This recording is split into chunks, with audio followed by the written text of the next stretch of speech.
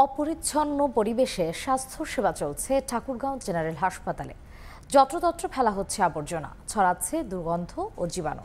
ওয়ার্ডের দেয়ালে পোকামাকড়ের অবাধ বিচরণ, এতে ক্ষোভ জানান রোগী ও স্বজনরা। এদিকে জনবল সংকটের কথা বলছে হাসপাতাল কর্তৃপক্ষ। জিয়াউর রহমান বকুলের রিপোর্ট। হাসপাতালের প্রবেশ মুখে ফেলা হচ্ছে আবর্জনা, ছড়াচ্ছে দুর্গন্ধ ও জীবাণু। ওয়ার্ডের দেয়ালে পোকামাকড়ের অবাধ বিচরণ।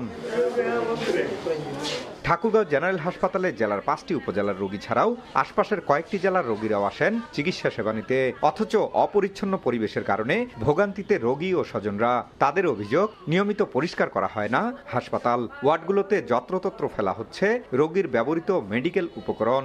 এতে ক্ষোভ জানান তারা। ভিতরেও কঠিন অবস্থা, নোংরা এবং বাইরেও নোংরা, গন্ধেই থাকা যাচ্ছে না। এখানে যে বর্জ্য ব্যবস্থাপনার কোনো সিস্টেম নেই। যখন দ্রুত প্রয়োজন হয় তখন আসে না। হাসপাতালের চেয়ে পরিষ্কার পরিচ্ছন্নতা হওয়া উচিত, আরো সচেতনতা হওয়া উচিত।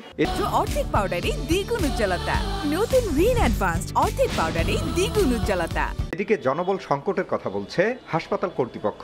সংকট সমাধানে মেডিকেল কলেজ স্থাপনের প্রয়োজন বলছেন হাসপাতালের তত্ত্বাবধায়ক। আমাদের সুইপারের অনেক সংকট, পাশাপাশি যেহেতু অনেক মানুষ থাকে, এটা আমরা সবসময় আমাদের তত্ত্বাবধায়ক স্যার এবং আরএমও সাহেবরা এরকম সবসময় দেখাশোনা করে। এটা একটি মেডিকেল কলেজ হবে, এটা দীর্ঘদিনের দাবি, এবং এটা যদি মেডিকেল কলেজে রূপান্তর হয়ে যায় তাহলে এত রোগী অ্যাকোমোডেশন, সেই সাথে জনবল প্রাপ্তির সাথে, এবং আমাদের যেহেতু মায়ের মতো সেবা দেওয়ার একটা আন্তরিকতা আছে আমার সকল সহকর্মীর, সেই দিক থেকে আমরা সফল এবং সুন্দর সেবা দিতে পারবো। কর্তৃপক্ষের তথ্য মতে 2020 সালে ঠাকুরগাঁও জেনারেল হাসপাতালকে 100 শয্যা থেকে 250 শয্যায় উন্নীত করা হয়। 3 বিভাগ মিলিয়ে দৈনিক অন্তত 3000 রোগী স্বাস্থ্যসেবা নেন এ হাসপাতালে।